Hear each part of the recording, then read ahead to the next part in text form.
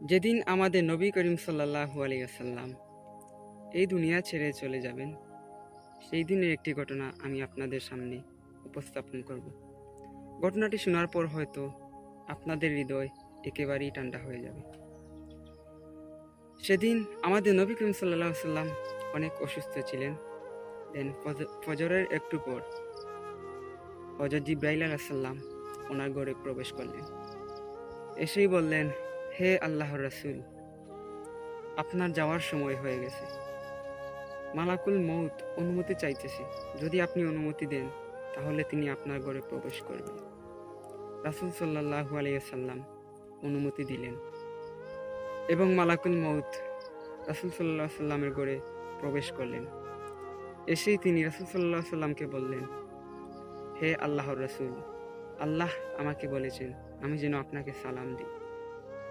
এবং মালাকুল মউত তাই করলেন, তিনি রাসূল সাল্লাল্লাহু আলাইহি ওয়াসাল্লামকে সালাম দিলেন এবং তিনি আরো বললেন, আল্লাহ আমাকে বলেছেন আপনাকে এই দুনিয়া থেকে নেওয়ার আগে যেন আমি আপনার অনুমতি নিয়ে নেই। যদি আপনি যেতে চান তাহলে যেন আপনাকে নিয়ে যাই, আর যদি আপনি থাকতে চান তাহলে আমি যেন আপনাকে এই দুনিয়াতেই রেখে যাই। তখন রাসূল সাল্লাল্লাহু আলাইহি সাল্লাম হযরত জিবরাইল আলাইহিস সালামের দিকে তাকালেন এবং হযরত জিবরাইল আলাইহিস সালাম বললেন, হে আল্লাহর রাসূল, আপনার জন্য বেহেশতের দরজা খোলা রয়েছে, ফেরেশতারা পুরো আসমান সাজিয়ে রেখেছে। আল্লাহ আপনার মুলাকাতের জন্য অপেক্ষা করতেছেন। তখন রাসূল সাল্লাল্লাহু আলাইহি সাল্লাম বললেন, হে জিবরাইল, আমার উম্মতের কি হবে? তখন রাসূল সাল্লাল্লাহু আলাইহি সাল্লাম বললেন, হে জিবরাইল, আমার উম্মতের কি হবে? তখন জিবরাইল বললেন, হে আল্লাহর রাসূল, এটা নিয়ে আপনি চিন্তা করবেন না। আল্লাহ তাআলা বলেছেন আপনার উম্মতের জন্য তিনি আপনাকে কোনো কষ্টে ফেলবেন না।